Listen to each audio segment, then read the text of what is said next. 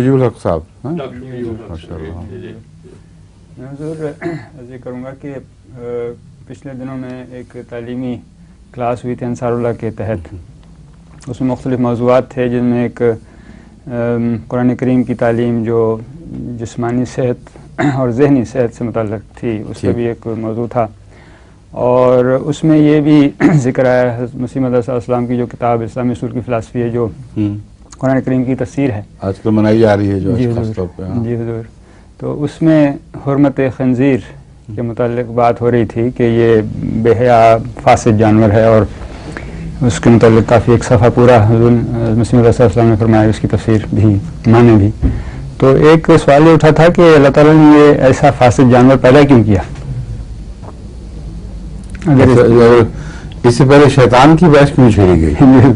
میرے ذہن میں یہ بات آتی ہے اور بڑھایا جائے تو پھر یہ کہہ سکتے ہیں شیطان بھی پیدا شروع ہوگا. حرمت و حلت کی بحث تبھی آئے گی اگر فاسد جانور ہوں گے. ٹھیک ورنہ بحث نہیں اٹھتی. ٹھیک ہے.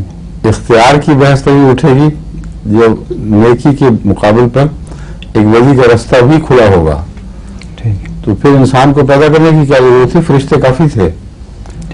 انسان نے جو آ کر ایک اضافہ کیا ہے مخلوقات میں جو اس میں وہ ممتاز ہے وہ یہی تو ہے کہ اس کے لیے وہ راستے بنائے گئے ہیں اور اختیار دے دیے گئے ہیں.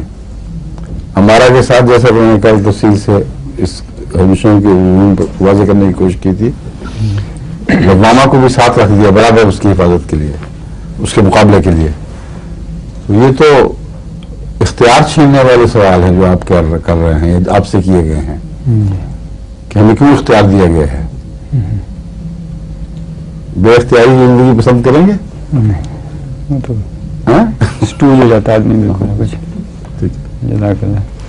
اگلا